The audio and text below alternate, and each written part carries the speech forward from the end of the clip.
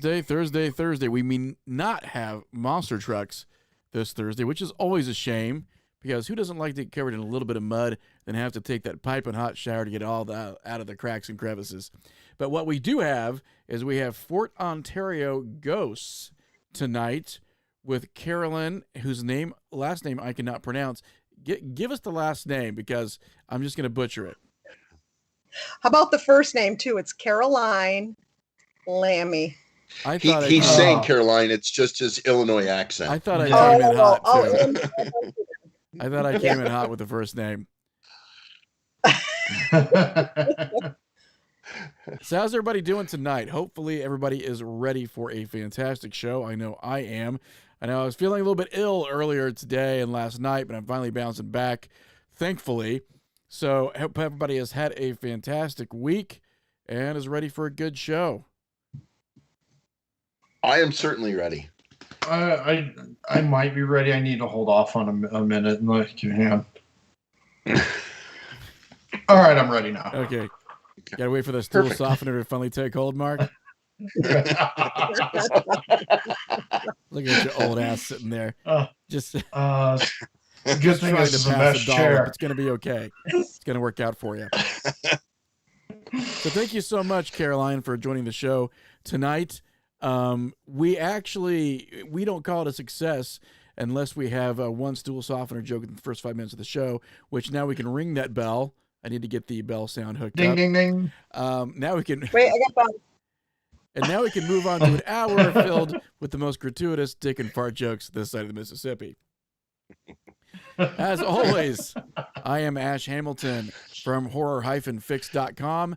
I am joined by my co-host, Mark Eversoft in the Stool Gray. That was his boxing name also in college. Not Glass Joe, Mark. Sorry. You almost made it. But you were a contender. And Rob Pastilli. How are you doing tonight, Rob? How are you doing tonight, Mark? I'm doing well. I'm very excited about this because Caroline and I kind of go back a few years, and I have been to Fort Ontario on several occasions, and there's just some crazy stories about this fort. Like the cemetery got moved, and there's a baseball field now where the cemetery used to be. They didn't move the bodies. They moved home plate, but you didn't move the bodies. Well, there was a baseball field there. The cemetery was too close to it, so they moved it. Yeah. Who says you can't go home again, right?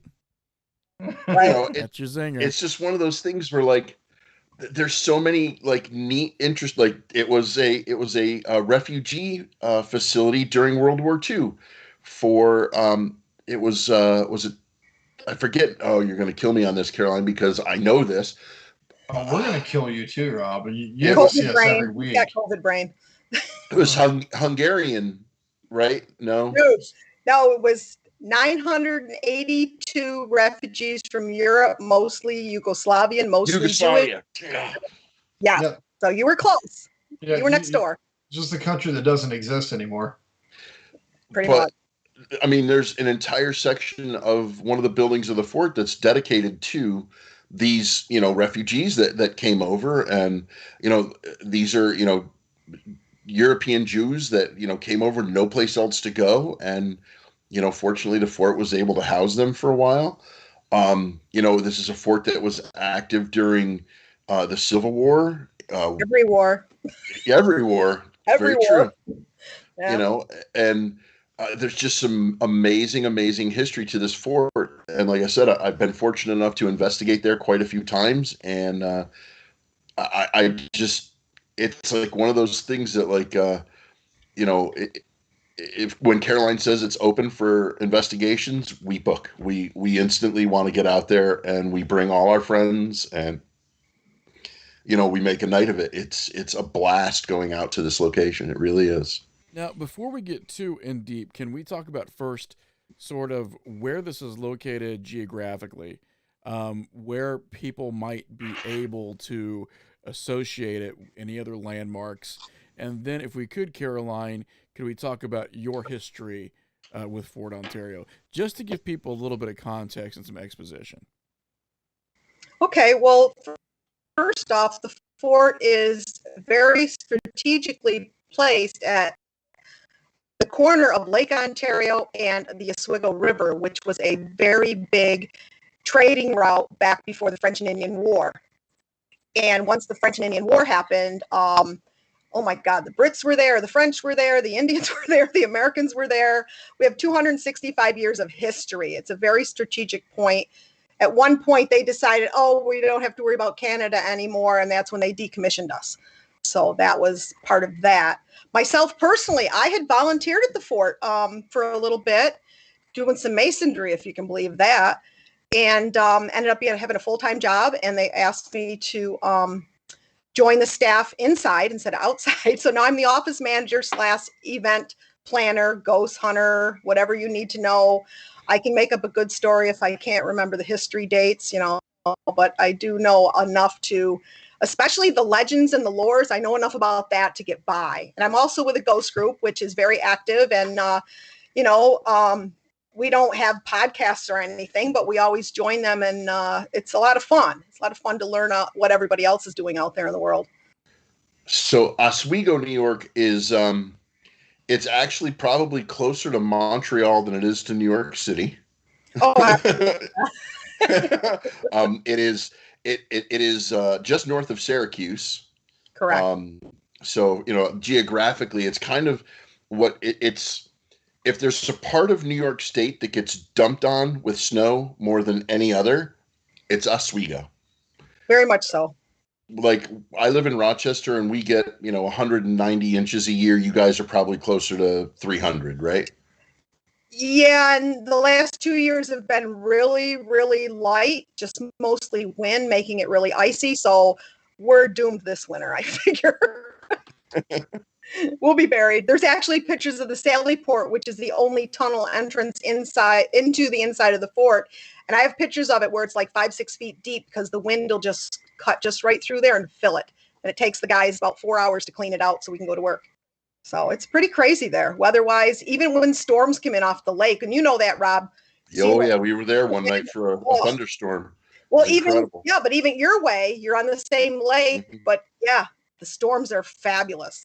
It's just, and the sunsets are wonderful. I don't think I've ever heard anyone use the term fabulous to describe a storm.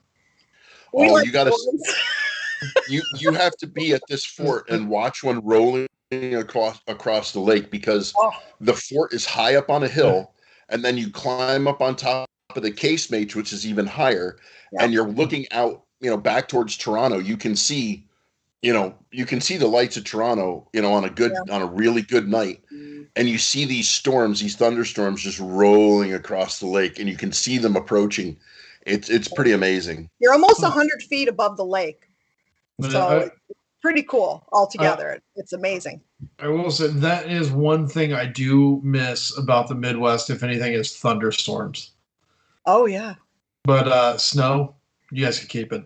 I'm happy in Southern California missing all that noise. I tell you what fabulous was flying away from Rochester on my return flight during a most fabulous snowstorm where I spent a fabulous extra 5 hours in the air where we could not find a place to land because of the ice on all runways. Yep. It was like, we can't find a place to land, and we're out of gas. Those were the messages we were getting over the intercom. Because I know they measure the distance on flights and exactly how much gas is needed. Every 5 minutes we got the update. So looks like we're still searching for some place to touch down. Apparently, all runways are icy. They're trying to remove that at the moment, and we're almost out of fuel. Okay, guys, we'll be back with the peanuts in about 5 minutes. That's why Syracuse is kept up so nicely, because most of them fly into Syracuse. Yep. Yeah, you would think that they would use like the same technology they use like in kitchens for the heated floor. Use that on the runways to keep them from icing over. I mean, no, flamethrowers. We need that too. Or they would just start piping some medicinal marijuana into the cabin, just to get our anxiety levels a little bit down. Just calm you down.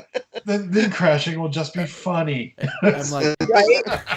there'll be no in-flight movie, but please enjoy the purple Kush. Yes, the purple Kush. It's like, you've got an arm off.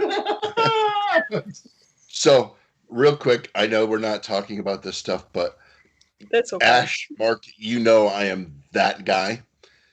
We're flying down to Florida. Anybody that's ever flown into Tampa, you know that as soon as you get over the bay, you have no idea what's going to happen. You could hit turbulence like you wouldn't believe. Well, I was on a plane that the plane dropped 400 feet like my that. God. Like just everybody else on the plane was like, ah! I was like, yeah, let's do it again. I'm walking off the flight at the end and everybody's going, that's the guy. That's the guy that was happy. Get him. It's funny you mention that because near here, I'm by the John Wayne Airport in Santa Ana, and the planes take off and they go kind of over this ritzy part of Newport Beach, and the locals complained about the planes so much that they have to take off and then take the quickest trajectory up that's safe. Like if they go any more, they're almost vertical, going straight up, because the locals don't want the plane noise. So, yeah, flying out of John Wayne is very interesting. So Caroline, I've got a question for you. As far as Sure. reports of ghostly activity, do we know when the first reports started coming in for Fort Ontario? Or you do? Yes. What's nice about part of what I do is research, and there's 3 newspaper sites that I can go into, and I can go back to 16 something for newspapers, especially from the UK. And after George Fikes died, he was seen up on the ramparts with a lantern, and usually it's before the US goes to war. So it's like him getting everybody garrisoned and kitted up to, help fight the war still. And what year did he die? British. What year did he die? Oh, 17. Oh, you're testing me now. 17. I want to say 70s or 80s, because his stone is identical to a new stone that we have, a new old stone, and they're only a few years apart, and it was the same carver, same artwork on it and everything. So that was our new over COVID. So has anyone seen him recently? No, which is good. That's why I was asking. But we have several. But yeah, so he's our first recorded ghost that goes back into a lot of old newspapers, whether it's they just started a story or whatever, but he has been seen. That's the oldest story there about a ghost. And when did some of those first reports come in? In the 1700s, Okay. shortly after he died. And he didn't die like from a battle or anything like that. He had pneumonia, which was very common. I mean, living on Oswego, or on Lake Ontario, the humidity that comes off and that extra moisture in your lungs, and if you know what it's like in the winter in Oswego or Rochester, a lot of them died from pneumonia, if not other things like that. By the way, people in chat are very, very taken with your cat in the background, Caroline. Oh, that's Moose. That's Moose. Shadow's down on the floor. He's the black one, and Luna, the mean little brat, is somewhere. She beats him up. She beats the boys up. So yeah, that's Moose. So he feels like a bunny. He's so soft. So we've got a lot of ground to cover tonight. We are we're going to play some EVPs that you gave us. We've got a fantastic photo that I'll try to get to pop up in the background here in just a few minutes. Is it the drummer boy? Yes. At least I believe it is. I love that photo. It's somebody. You can call him anything you want, but it's not fake. I've had it sent to several people now, so it's pretty cool. You had some sightings, 1700s. So this has been going on, practically since American recorded history, modern American recorded history. So do you guys have what they would call like, flaps or times where you get a lot of sightings come in at once? Or is it just fairly consistent? Like, are you just getting a lot of sightings pretty much across the board? I say it's very consistent. It's just as easy. I want to say easy to see somebody during or see a specter during the day as at night. It's just as active. You got to remember, after a certain hour at night, these guys were in bed because they were up at like 4 a.m.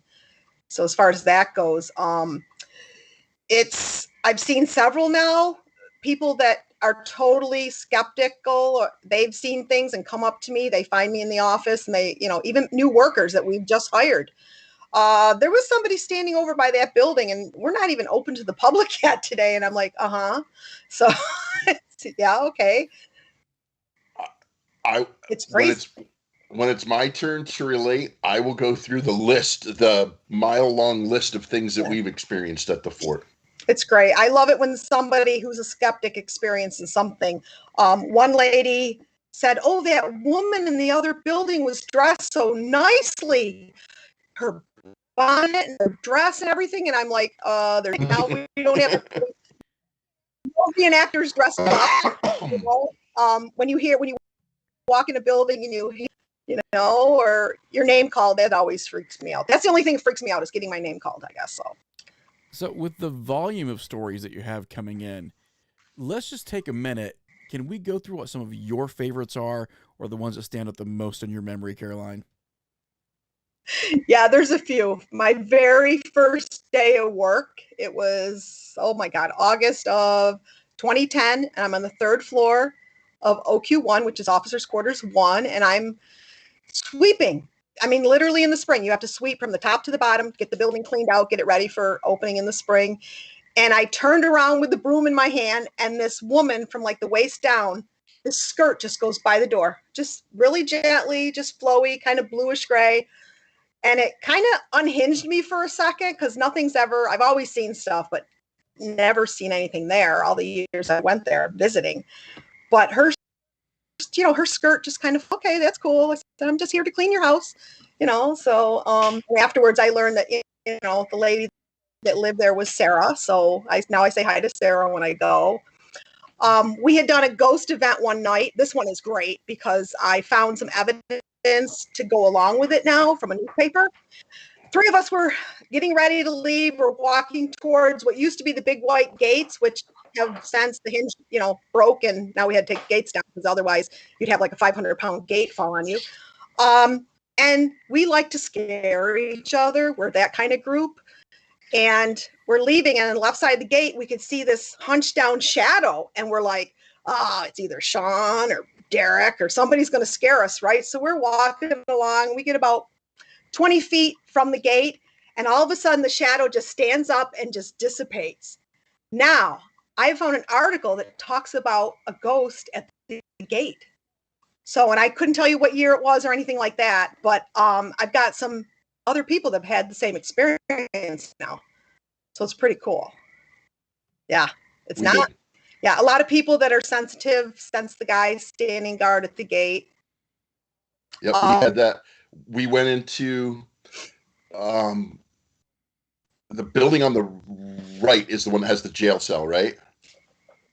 If you're facing the gate on the way out, there's the building. Right, yes. Okay. We were in the jail cell building. We came out. I was with, I think it was with Tom, and the 2 of us looked at each other and were like, "Hey, is that person part of our group?" And then we were like, then we both looked back and we're like, "Where'd they go?" It was just there, gone. Yep, they just dissipate so quick. It's just, it's really, I love it when somebody comes up during the day and says, "Who's the guy over there with the big brim hat on?" And we're like, nobody's dressed up today. We're not open yet. That's the ones that get me all the time. I love it when they kind of like startle the rest of the crew that's working. So I love the fact that you have personal experiences, because I think that is definitely testament to how much activity a place has. Now, what is maybe one of your favorite accounts that you've heard from a third party? Well, the other woman in the building, but this one's a good one. it's winter. It's about 2 foot of snow in the parade grounds, and Brian and Rob are up in the top office waiting for me to come in, which eventually they finally got the text that I wasn't coming in. But regardless, they hear the door slam downstairs and slam. And it does slam very hard. It's a big wooden door. And they heard somebody like kicking the snow off their shoes, stomping and then they didn't hear anything. So they're both upstairs looking at each other going, okay, where is she? Maybe she went to the ladies' room, right? Well, about 10 minutes pass and they don't see me. So they go downstairs and there's no snow on the floor. They open the big door and there's no footprints outside in the 2 foot of snow. And they both kind of freaked out on each other for a few seconds. Did you see that? Oh my God, no, we heard this. And that's the best. When it really shakes somebody up and they have the same experiences that the rest of us have had. It's awesome. That one's one of my favorites.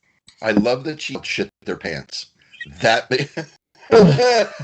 why I love working with Caroline. Exactly. Hey, I guess when you've dealt with this your whole life, but it's really like bigger. I don't know if it's because I'm more open to this now than I was when I was a kid, which usually it's the other way around. So maybe it's the place. Who knows? She must be extra happy being friends with Rob because he shits his pants all the time. Rob. It's unintentional. I have a question that I would like to throw out to Caroline, and this is kind of, it's kind of one of those things where I want to help the fort as well. So if you could just tell us, like, what do you do with the donations that come in, from the groups that come out to investigate the fort, and what has that led to for you at the fort? Well, one of the things is it's a state facility, and when the budget runs out, And of course, this year we got a 20% cut right off the top. And the groups coming in, ghost hunting, or if we're having a Halloween event or something like that, that money goes toward staff that ends up helping us with events like they Reefs Across America for our cemetery. They do first day hike. They do historic walks. We just got done doing the Battle of Oswego walk, which was in May of 1814, because it was near the second year of the War of 1812. Brain dead here. It's getting late. But that's one of the things. The other thing is when you walk in there and you see our guys dressed up in uniforms, whether it's French and Indian War, Civil War, World War I, World War II now, those donations help purchase those uniforms. That gunpowder that those guys are using to fire off the gun for demonstrations for the guests, that's part of what they buy. Anything that the state doesn't fund, the Friends Group, which is where the funds go, take care of the rest. Our budget for ink usually runs out the end of October. All winter long, the Friends Group buy our ink and anything else we need office-wise. So otherwise we'd be doing nothing in the winter, pretty much sitting on our hands. But now that all these databases are opening up for research, we're able to put some of the stories with the lore, and it's really helping a lot. Yeah, it's awesome. It's awesome to back up those stories that you've heard since you were a little kid. So it's pretty cool. Now, have you had any experiences here that have made you think twice about coming back to where it just like horrified you? No, I think maybe some of the stories that we find in our research are really disturbing because the newspapers of the day were very, very explicit. The gentleman that sliced his wife's throat at a dinner party because he was mad at her. She didn't show him an invoice from a payment that she made. This is in World War I, maybe in between World War I, World War II. He got mad at her, took out his knife, and literally decapitated her at the dinner party. That is in the newspaper, really explicit. So, I mean, that's probably more disturbing than, walking around a corner and seeing something or feeling a cat run up against your leg and there's no cats in the fort. Just a fact. There's no areas where it's just like where you just get a bad feeling from it or any kind of bad vibes or anything. No, I think there's some people that are maybe more sensitive than I am that maybe have experienced something like they might see maybe the battle or something, that would be disturbing. I could see that because literally, especially like French and Indian War and War of 1812, those are, and a lot of times they buried them where they lied. Right. So, you're laying there and you're just, that part just. Angry or vengeful spirits then. You might get angry. I wouldn't call vengeful. There's a spirit there. We call him the sergeant. He wears his big brim hat, and he doesn't like ladies in the one building. So you'll feel him if you smell like cigar or he's usually around, and he's just not happy. So like the two girls in our group that are mediums, they're just like, nope, not dealing with him tonight, and they'll leave the room. But he doesn't bother me. You've had your own experiences there, Rob, He's correct? fine. Absolutely. Can we get into some of that? Well, first of all, I'm going to say that there was one experience that I had that absolutely freaked me out, and it was not paranormal. Caroline neglected to tell us that on the second floor of Q2, there were mannequins set up in a couple of the rooms. Now, it's completely dark, and we go up these stairs, we turn into this room, and there's a guy in full military gear, like, right there. And it just freaked me the hell out. I was like, whoa, oh, man. So that's one experience that I had. But, we've been there. We've heard drums. We've been up in the buildings and heard drums out on the parade grounds. We have seen various things down in the casemates, which are down, you have to go down under into these stone, casemates with little firing windows that are, 6 inches wide that they used to fire out of to protect the fort. We've been down in the casemates and heard the upstairs doors close on them. And then you run over and find out that the door's wide open. We've been out in the cemetery and we've, heard, one night, we were out in the cemetery and we could hear people coming down the hedgerow next to the cemetery, and they were whistling and like snapping their fingers, like in code and signal, like that they were moving down the hedgerow. Like it wasn't like it wasn't just people there. It was literally like military style signaling going on down this hedgerow. And we're standing out there going, where is all this coming from? We've seen, we saw what I call the little drummer boy out in the, in the parade grounds. We were one. I know what I heard. I heard the door open. I heard the door close. I heard people talking and walking around. We sprinted down the 3 flights of stairs to an empty downstairs.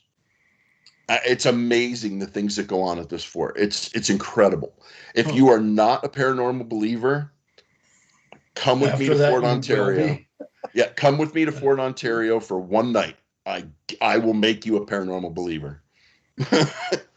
The fort is shaped like a big bowl, so that sound just carries. So even a whisper, sometimes you can hear it throughout a whole building.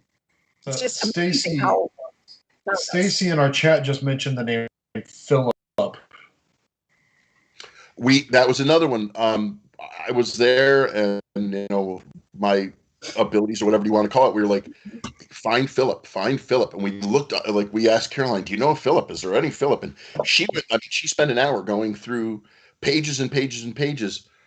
We go into the building where the refugees from World War II were, and sure enough, there's one guy named Philip that died at the fort. That's where he passed away. Huh. It was just the weirdest thing. There's so much that goes on there. It's when we have to go home, we're like, oh man, we got to go home. And what's some of the speculation there, Caroline, about why that site is so active? Well, first off, you've got water on 2 sides of you. Secondly, the buildings are all stone.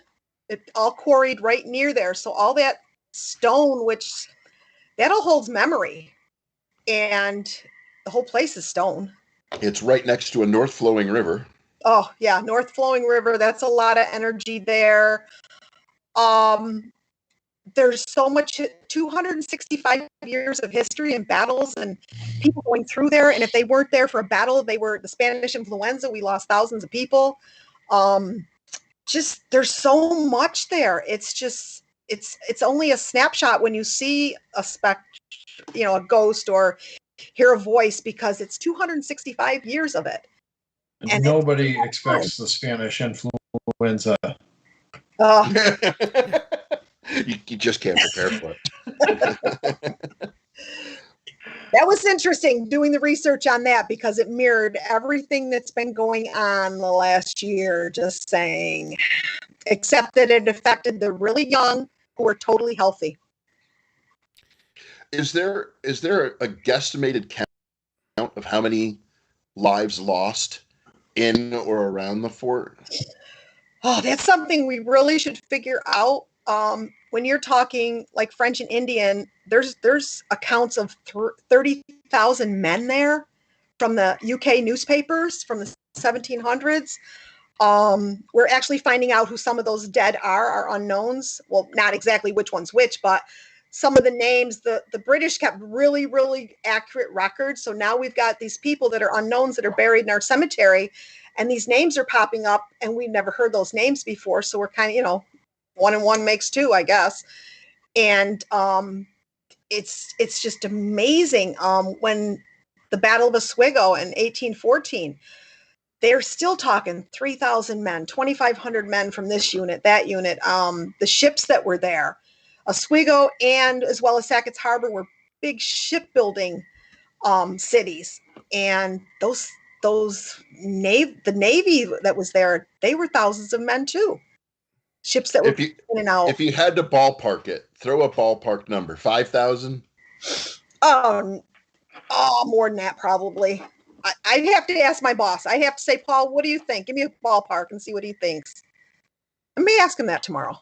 All right. I just was wondering, I've never asked you that question before, but I mean, that contributes to the activity at the fort too, is that you're looking at, thousands of men that probably didn't die happily. No, absolutely. And not just from battles, but from weather, disease. Some of them were lost in snowstorms. That's always a good story too, about the ones that got lost in a snowstorm. George Washington sent Willett up to capture Fort Ontario around the time of the Revolution, and they got lost in a snowstorm and didn't make it, and they lost a lot of men as they went back to tell Washington about what had happened. And hence, Oswego was still British occupied until 1796, so we don't celebrate the 4th of July, the Independence Day. We do it like 20 years later. I think it was in August. When they got lost in the snowstorm, did they have to revert to cannibalism to stay alive? Actually, we have accounts of that. We do have accounts. Not necessarily then, but during the French and Indian War, we do have winter accounts of that. And have you partaken of cannibalism? First of all, Mark, it's called the salted long pork, and it's none of your business. No, there's actually a really good pizza joint, like only a couple blocks from the fort now. Yeah.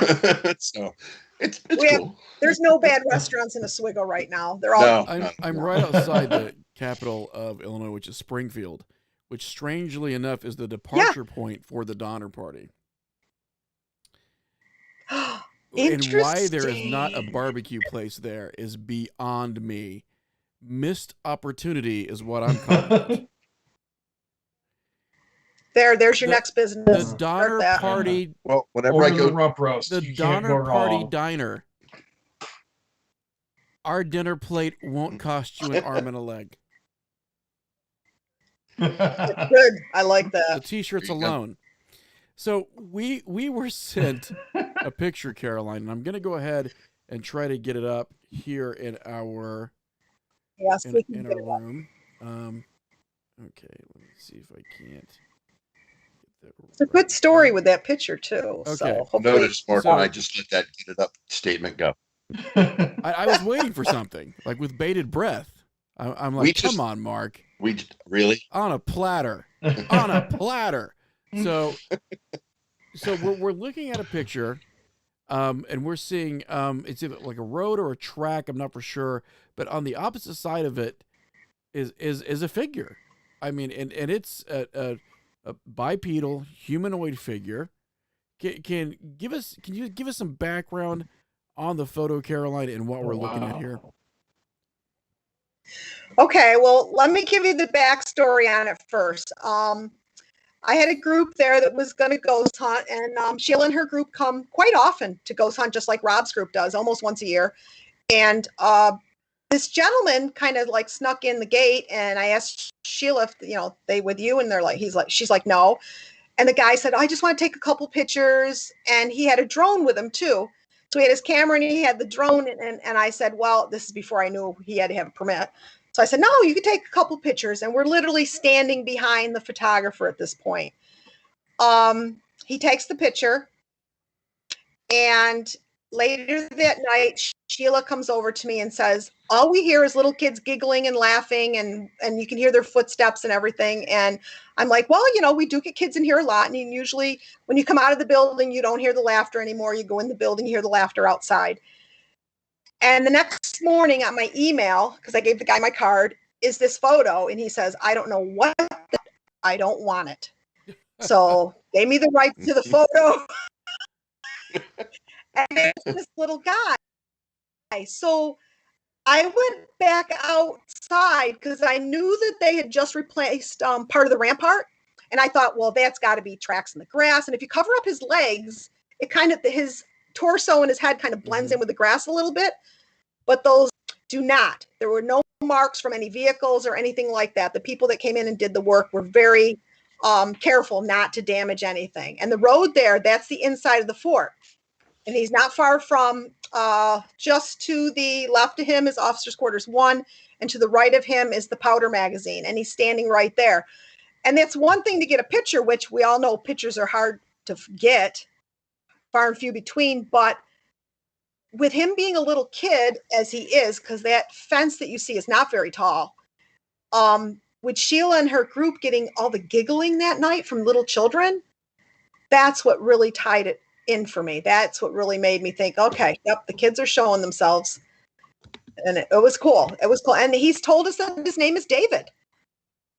So we've gotten him on EVP saying his name is David. And it's just remarkable. I've sent it to several people who are photographers.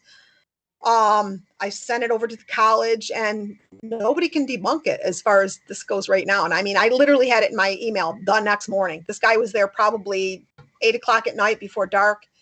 And it was in my email the next morning at like 8 o'clock in the morning. So he didn't have time to monkey it, fool around with it, I don't think.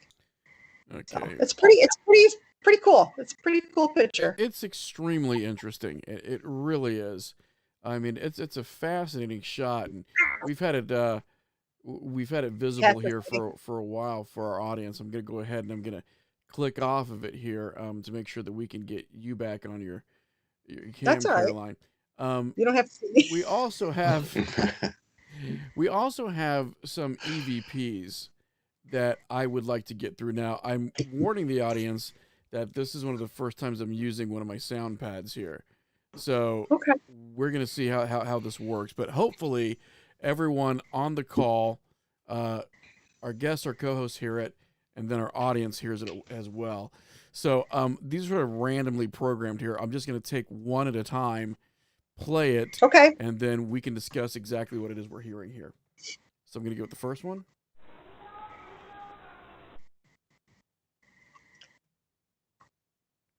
Let me just go ahead. That's a little boy. Let me play that again. Go ahead.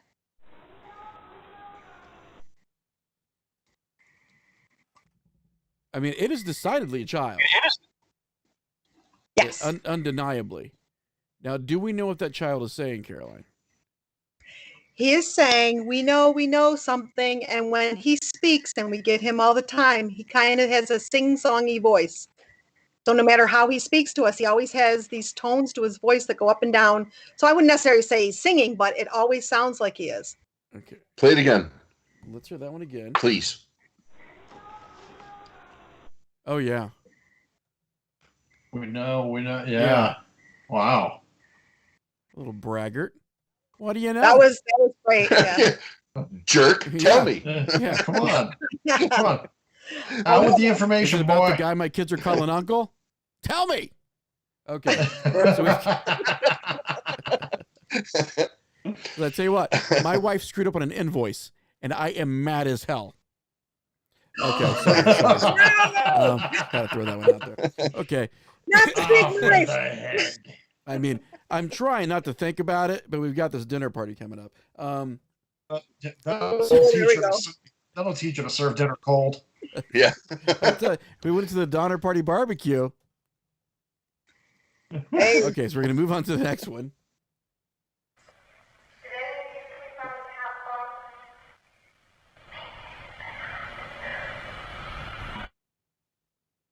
Okay, so what do we have there, Caroline? we are in the enlisted men's barracks. And in the enlisted men's barracks, there's 3 tiers of bunks for these guys to sleep in. They're replicas. It's nothing in there is original. And Tracy, my friend Tracy, who has a very thick Long Island accent usually, she asked if they slept on the top bunk. And this woman, and by the way, women were allowed in that building. The woman says, me and the officers. So if you want to play it Let's go ahead and again. hear that one again.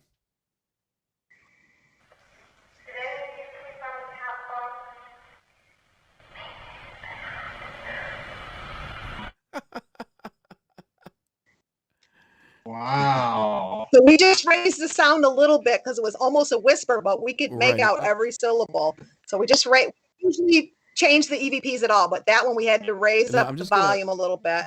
So it was an invoice for the top bunk. That's Yeah. what pissed him off. She was a naughty gal back in the day. And she's got a little southern You know, accent. I'm gonna go on the record saying I think that was sexy as hell. I'm gonna bump this up a little bit and play the clip again. So just to let the audience know it's gonna be a little louder this time. But let me go ahead and play that one again.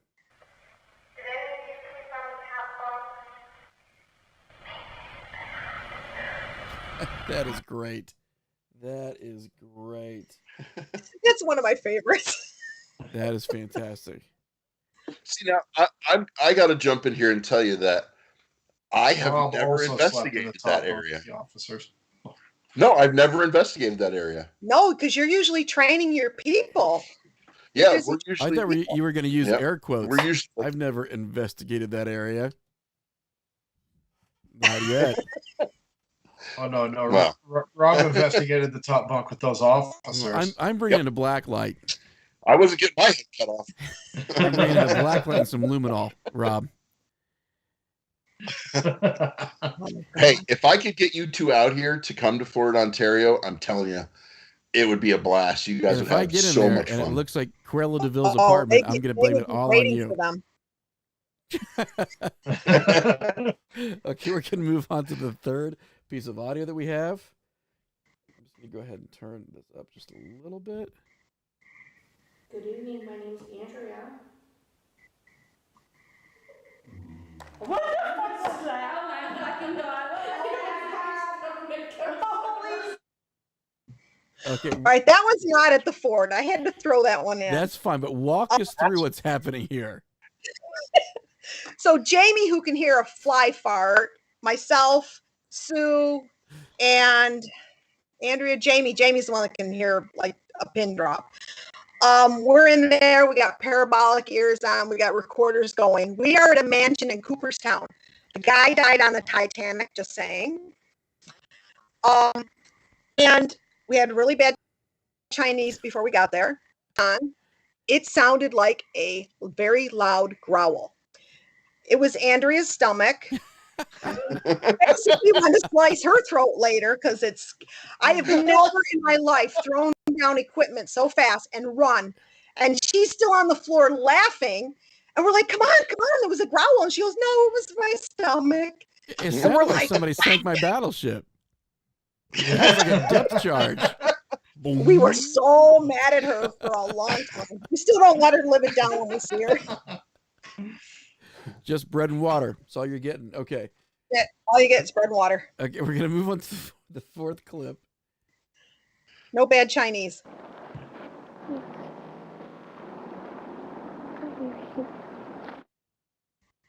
Okay, walk us through that one, Caroline, because that also Okay. sounds very childlike to me. It is basically the same tone as the one that says, we know something when he sings. This one he is saying, please, why are you here? And that one's a little disturbing because he's interacting with us. You know, he's asking us why we're there. So, and it's very light, it's very soft, but it's the same, I say close to the same child's voice, same tone, but just a little bit Okay, softer. I'm gonna play that one again.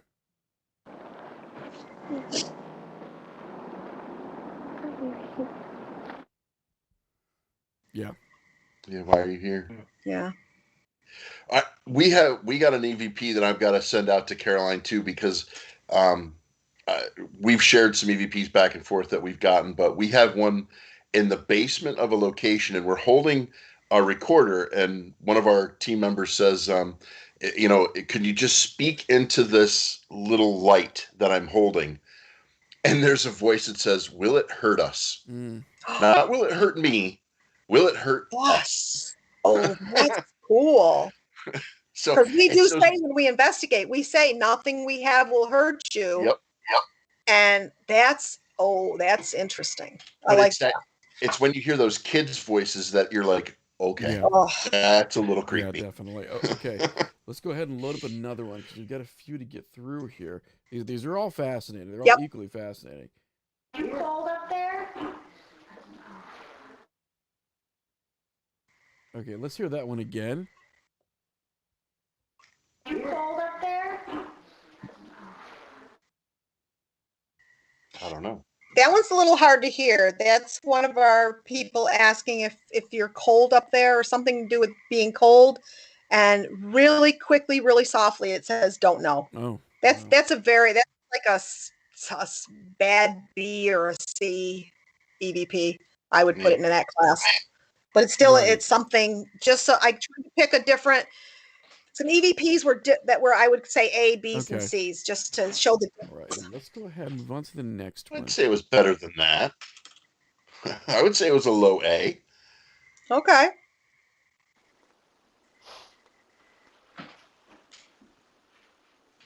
What's that? Oh. That's Caroline. Sorry. Okay, there was one. Trying to move around a little bit. That's me again.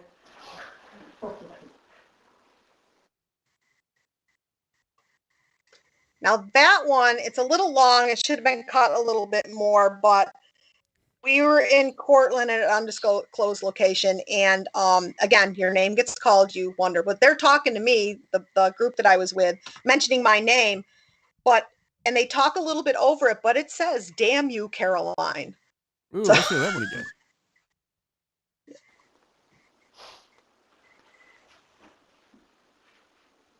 What's that? Oh. That's Caroline. Sorry. Okay, there was one. Yeah, I definitely heard it then. That's me again. Yeah. That person is not happy with you. Nope. Oh well. Okay, let's move on to a couple more. Yep. Okay. That one you can hear a pig in the background. There's no pigs at the fort right now. One more time. Yeah.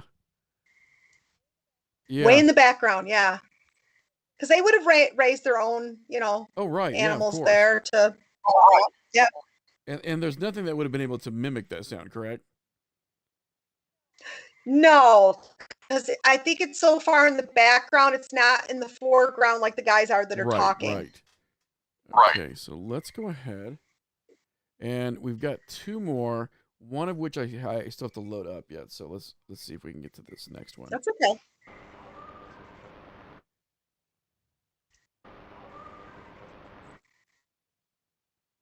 So that's another one of the childlike voices, correct? Yep. He's going, hello, Fluffy. He's calling the Oh. cat. Oh wow. Yeah, the little Yeah, that is sing-song great. voice Okay, again. I think we've got one more. I'm Yep. gonna see if I can't replace. Yeah, this Okay. one, a quick one. Now, that kid, though, real quick, before we go to the next one, is that the same kid that was in the photo? That you said his name was David? That's a good question. I don't know. There was a lot of kids that went through there. Officers had their families there. Now, Rob, let me. And I'm sure there were accidents that happened there with the kids too. Oh, I mean, you're dealing with children and an unlocked powder magazine. Well, let me ask you this question, Yeah. and this is specifically aimed at Rob this time. So we've got this what I consider a fantastic picture of an apparition. We've got several EVPs that also have childlike voices. Do you think this is a right time, right place scenario, or do you believe that there might be an entity or a force there that maybe is just more prominent than the others and is coming through? In my in my experiences investigating there, I have not gotten the child's voice. Okay, we've seen the child out on the parade grounds. We've heard like the different stories. We've done some research and found out that the officers had their families there. There was a lot of the children were taught to play instruments like flute, drums, things like that. So that's why I refer to that picture as the drummer boy, because every single time we're there at one point or another, we hear drums being Now, played at now one point or another. let me ask Makes this sense. follow-up question, Rob. Do you think the reason that you're not, as far as hearing the EVPs, is that you drive a 1984 white Ford Econoline van with tinted windows? Is that why the children aren't talking to you? Hey, it says free ice cream on the side. Well, I've been burned on that before too. It's never free. Yeah, ask my No. therapist. I don't think that guy has puppies. Yeah. I've helped him look so many times. I know. I would hope for puppies. The seventh or eighth time, I'm like, I think this guy's got a sinister agenda. So Then there are No, some I think, in true, honest answer to your question, I think that it's that energy. It's so strange when you walk through when you're walking up to the fort and you see these, 15, 16 foot high carved stone walls, and you're looking, at these narrow slits where, men were forced to fight for their lives by firing, through these little tiny openings in the rock. And then you walk through, this, how long is that tunnel? 15, 20 feet, maybe? It's hard to say. Close to 30. I'll have to measure that. I get that asked a lot too. So yeah. But you walk through, and as you're walking through, and then everything opens up, you start to realize that, I mean, this wasn't just like a fort where soldiers were. This was where people in the town went when something was, if the Indians were attacking, everybody went to the fort, and they sealed themselves up inside the fort. When there was, a terrible, winter storm or anything like that, like all these past things, the fort was the safe place. It was the haven. And I think part of what goes on in there is that energy, that safe place, that haven holds on. And there's more to it than just a fort. Families lived there. These were they weren't just, people that showed up there. These were people that were training during Civil War. It was artillery training, right? So these were guys that knew, okay, roughly 3/4 of us are going to die. Yeah. And they're there training, learning this.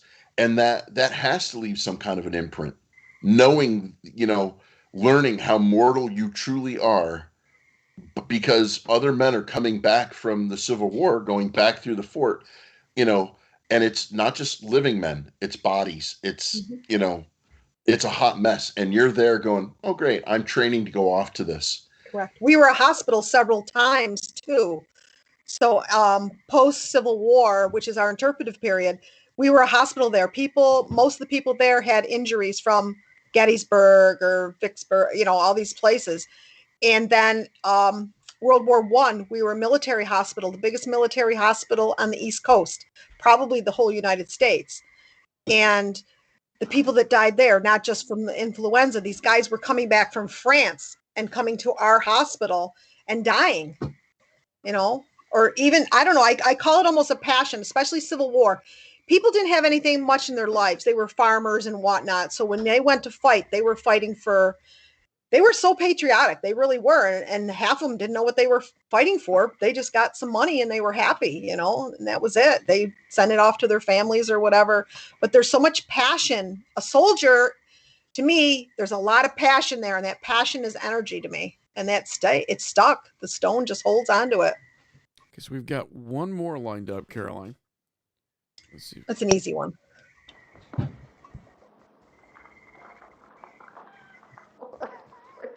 a really bad day. That's not my cat. That's somebody else's cat. So the other thing is up in EMB, we've had people, let's say the moon's out, you got a little bit of ambient light coming in the windows because there's no lights upstairs. People have seen the cat, have felt the cat go by their legs, and have heard the cat. And that we just happened to catch the cat one night as it walked by like 3 people's legs, and they were like, oh my God, something's walking by my legs. And then we're like, no, there's no cats in here. So, but you can see him. He's a little shadowy darts around up there. So it's pretty cool.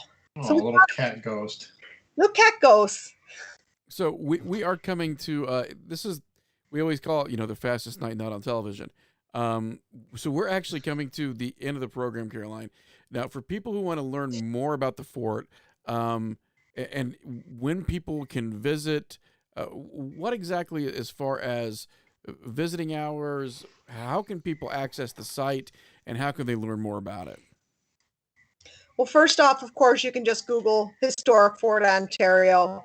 Our friends have a website that has Facebook even running down the side. On Facebook, you can find us at Fort Ontario. We put on almost daily history little blobs that we find in the newspapers or whatever. New York State Parks has us listed under historic sites, and you can read about us there. But basically, especially last year and this year, we're only open Wednesday through Sunday. So Wednesday through Saturdays is 10 to 4:30. Sundays is noon to 4:30. We are open Monday holidays. It's really inexpensive to come visit us. It's $4 for an adult, $3 for seniors and students, and children 12 and under are free. However, if you're a ghost hunter, don't let me catch you in a building ghost hunting when the public is there trying to learn about the history. You need to book a session and come in at night when it's a lot easier. Some people get offended because they're there to reflect, especially up in the cemetery and things like that. But it's not hard to be able to, I think we're going to be able to allow people in. I'm just waiting from the okay from our regional office that I can have ghost groups in again. And it's fun. We have the best sunsets that there is. If you guys are familiar with James Fenimore Cooper, his book, The Pathfinder, he writes about the sunsets at Oswego. He's talking about our sunsets at the fort. His uncle lived in Oswego. James himself was a Navy officer in Oswego, so he writes about our sunsets. So there's a little history blurb for you. And it's the 4th fort, so we've got all this history that's stacked on top of each other, and we're not going anywhere. We've been there for 265 years, so come and visit us. It's pretty much mid-May through mid-October. After that, it's just too damn cold and too damn windy. Yeah, we made the mistake of coming out. I think it was like October 10th one year we went out there, and we walked up on top of the casemates and decided that was the worst idea ever. Yep. I remember the time me and Ash came up to see you, Rob. It was the beginning of October, and it was snowing. Yes. Yeah. Yeah, that's not uncommon in Oswego at all. This is Nope, way snows too before early in the year. Halloween. Of course, now I'm spoiled, and December is way too early in the year for it to be snowing. You guys, I'm telling you, I have got to get Mark and Ash out to the fort, Caroline. I really do. Yeah, I let me know know you're coming because I'll make arrangements for sure. it is. Um, we like going out because some of the things that you mentioned tonight. You did not. You are very humble when it comes to a lot of things. I'm gonna like throw you out there a little bit now. I know for a fact that through the ghost groups, you have gotten iPads for virtual tours. I know that you have repaired roofs, Yep. bought paint, repaired buildings, repaired doors and windows, all through the ghost groups coming. And you have done that, not other people, Oh, not these are things that you have done at the fort. And that's one of the reasons that we like to go back is because one, it's an awesome place to visit. Two, it's an awesome place to ghost hunt. And three, we know that when we are putting money, to it's not like one of these other, you know, places that have been on 90 TV shows that were just lining somebody's pocket. right. We are contributing to saving the history of a very important location in New York State. You make me And cry.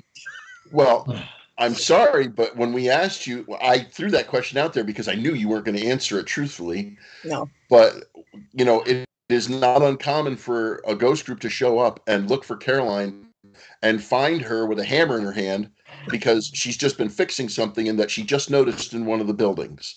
Yep. So ghost groups that might be listening to this, you need to go to Fort Ontario. You need to. First of all, it's in a great section of New York. So if you show up, there's other things to do in the area. So you can have fun during the day, go up to the fort at night. It's worth it. And you're helping save history. Do you have a couple moments? Thank you, Rob. And it really is situations where there's dedication there, and there's genuine respect for the site and the ability to help people appreciate it by giving it that care that it deserves, that I think a lot of sites don't get. So to hear that is really a wonderful thing, Caroline. Do you have a couple moments off the air for us? Yeah, but I also want to tell you that we're on our way to National Park, which is going to be a whole nother level. It's going to be really cool. It's going to be great for the community, great for the state, because we don't have any real national parks around that have the history we have, and that's going to be pretty cool. And we're going to learn more about that this fall. There's going to be some community meetings and whatnot, so it's going to be pretty But cool. that means we can't come through anymore. We don't know that yet. Okay. I got other places No, though, no. too. That means you can't come through on the record. There you go. There you go. I won't be working then. I'll be retired, so I won't come after you and say, "Hey, you can't do that." So, but yes, I can stay on the air afterwards for a few Well, moments. thank you Yes. so much for being on with us tonight, Carolyn. We had a wonderful time. Oh, this Some is great. truly Thank you. fantastic EVPs, and then the photograph you supplied us is just nothing but making us extra curious for the happenings there at Fort Ontario.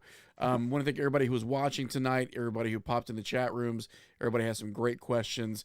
I think everybody would love to come to Fort Ontario if they could, and hopefully if we get one person there, then we've sort of done our job. So thank you so much, Caroline. Thanks everybody who's been watching. Stay tuned as we've got some great shows live.